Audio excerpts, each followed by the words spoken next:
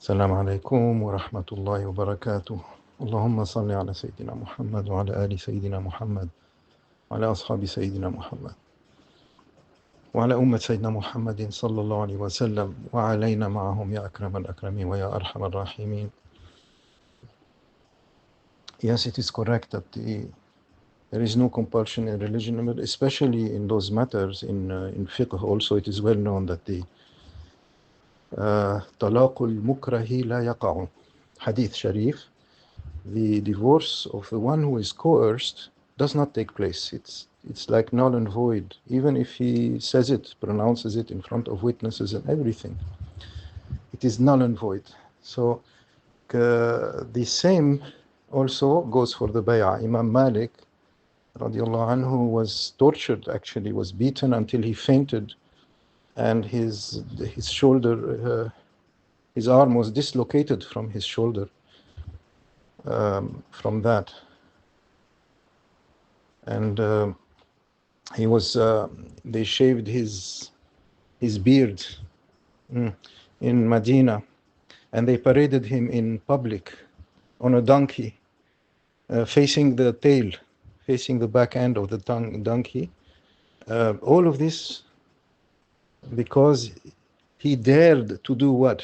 He dared to narrate that hadith, that the divorce of the coerced does not take place. It is null and void, because the caliph at the time was afraid that people would understand, as they would correctly do so, that from this hadith that the bay'ah also of the one who is coerced does not take place. It is null and void. It is as if zero bay'ah, even if it is done in front of people like that. Take bay'ah, okay, I will take bay'ah, because of the pressure.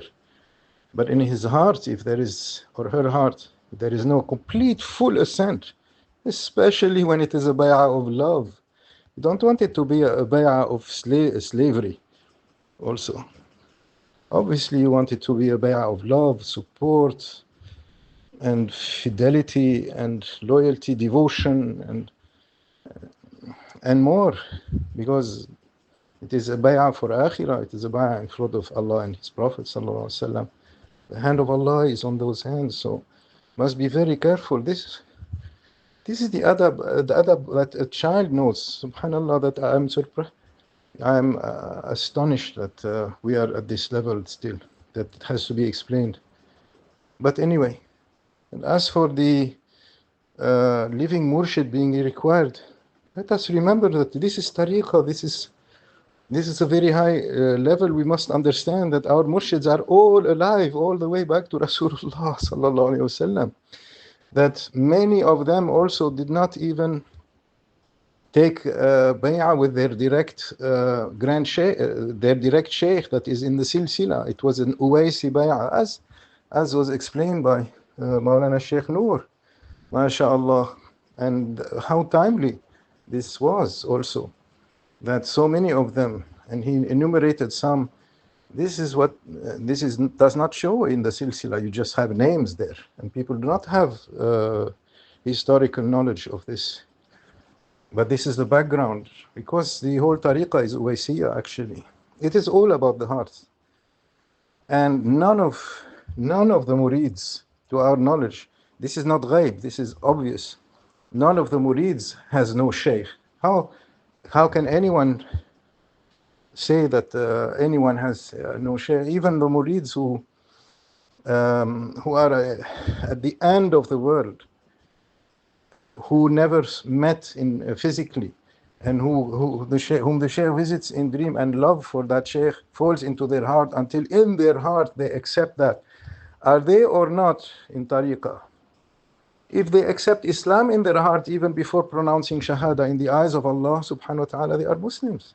But they are actually mu'min even before being Muslims. But to be Muslim in the eyes of Sharia, they have to do it openly, publicly, in front of witnesses. But the thing is, the whole thing, the locus is the heart. The point is the heart. So if you do not have that in the heart, as many million times as you might say it, declare it, pledge it, and affirm it, and and proclaim it in front of a million witnesses, it means nothing, zero. So focus on the heart. Do not bring us to a level that we say من كل ما يخالف الشريعة, and then من كل ما يخالف الطريقة, and then من كل ما يخالف الحقيقة, and it keeps rising and rising. So we are not walking backwards, inshallah. Take your brother by the hand and tell him that the statement من لا شيخ له فشيخه الشيطان, that Maulana Sayyidi Shaykh Bayazid Bistami Qaddasallahu Sirrah said, that whoever has no shaykh, his shaykh is shaitan.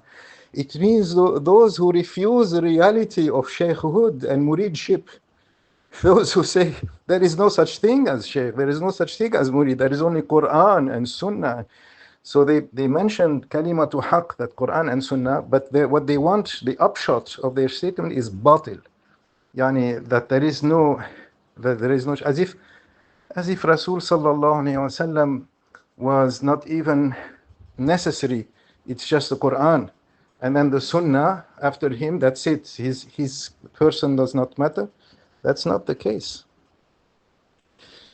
So these, subhanallah, we have. This is why, lately I just came across this talk of Maulana at the first Islamic Unity Conference, saying we are not Wahhabis.